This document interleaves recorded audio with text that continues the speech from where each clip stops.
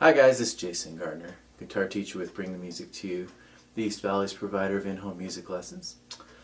Today I want to talk to you about what I think is one of the best methods for getting your right hand alternate picking technique to synchronize with your left hand while playing fairly fast scales, we'll say. And I think one of the best methods to develop this at first is to practice on a single string. Okay, single string patterns are a little bit more challenging for the left hand actually than they are for the right hand. But what's nice about them is they allow that right hand to just keep going at a non-stop picking motion, right? While the left hand just has to keep up. Okay, so I'm going to demonstrate this for you for a second here. So if my pick's going like this, and I just get in that habit of keeping that motion going, right? Now I'm just warming up for the day, so we'll see how good this goes. I'm doing my alternate picking though.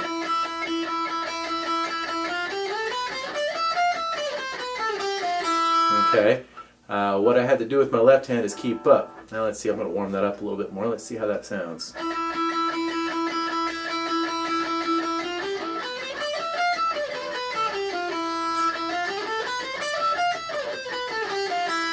Now I'll just sit there and do it a few times. Basically what I'm getting used to for the day is the motion of getting my first finger quickly from the 1st fret to the 5th fret position. If I tried to do this whole scale with anything other than a multiple finger pattern in the left hand, it'd be a very jerky motion. What I'm talking about here is if I try to rely completely on the motion of my arm to get from note to note while I'm playing up and down a single string, well, the arm is just such a big joint, it's not used to making such small motions, and it would start looking real jerky. I'll demonstrate for you.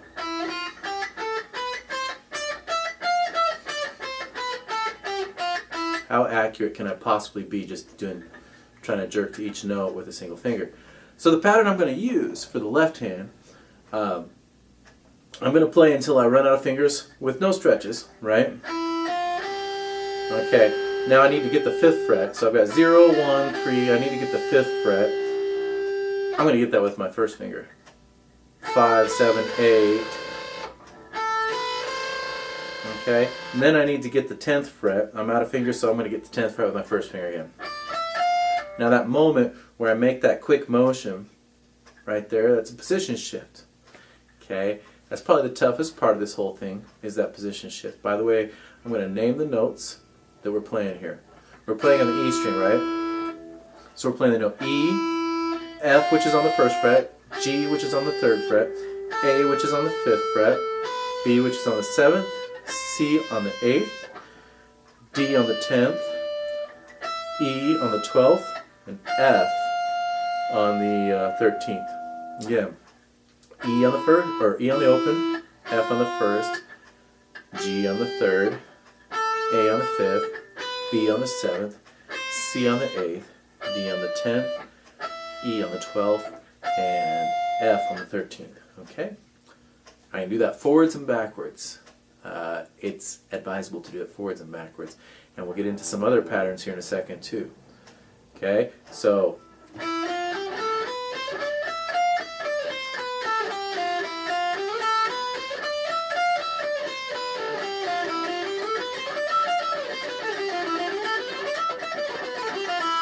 okay, and eventually I'll warm up more for the day and it'll sound better. I'm trying to clean up the sound of when I shift from 1st position to 5th position.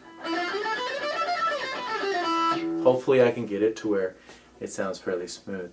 Now I can do the same practice on the B string, which we will be covering a little bit also. I've got several other exercises for you here in a second, but let's just take a minute to cover the B string, the note names at least. We're going to be using the notes that belong, the natural note names, the notes that belong in the key of C. No sharps, no flats.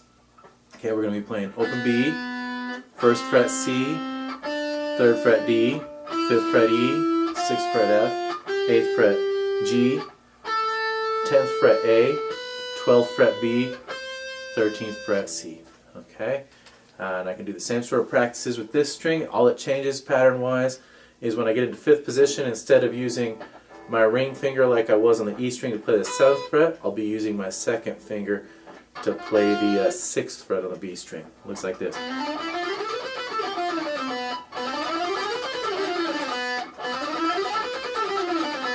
Okay, and hopefully I get that warmed up for the day even more and more as I practice it, right?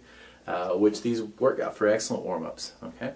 Then afterwards, one of the best ways to practice it is mixing up some different patterns, different techniques. You can do some tremolo with it. You can do tremolo where you're playing twice per note, 3 times per note, 4 times per note, etc. So I'll demonstrate that. And by the way, tremolo picking is where you repeat the note multiple times instead of just playing it once. So do each note twice.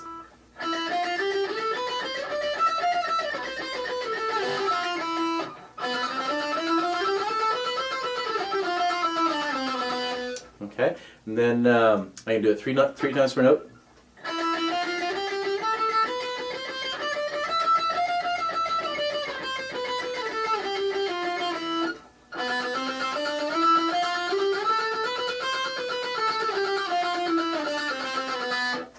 Okay, I can do it 4 times per note.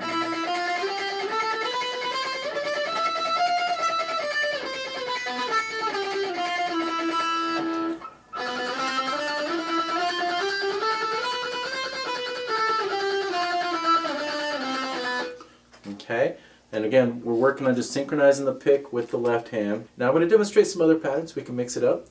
You can play in what's called sequences, where you do 3 notes at a time. I'm going to start from the 1st fret on the E string and go F, G, A.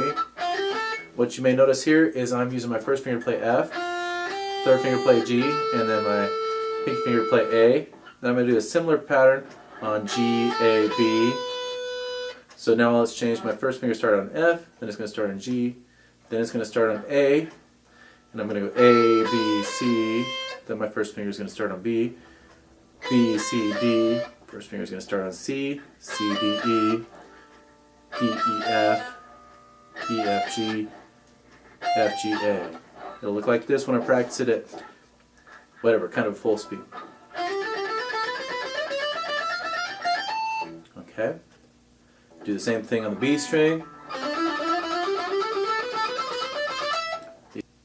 These things can be practiced on all the strings. They can be practiced backwards. Something like that. Another thing you can do to practice some pinky coordination is do a pattern where your pinky repeats an ostinato note. This is kind of an Ingrid Malmsteen thing. So I'll start up here on this F with my 1st finger and do a pattern like this. And then start with my 1st finger on E. And then start with my 1st finger on D. And again, I'm just sticking to all the notes that are naturals, no sharps, no flat. So it looks like this.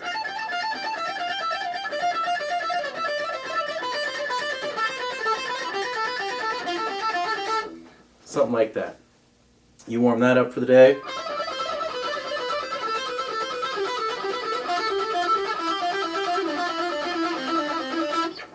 Right?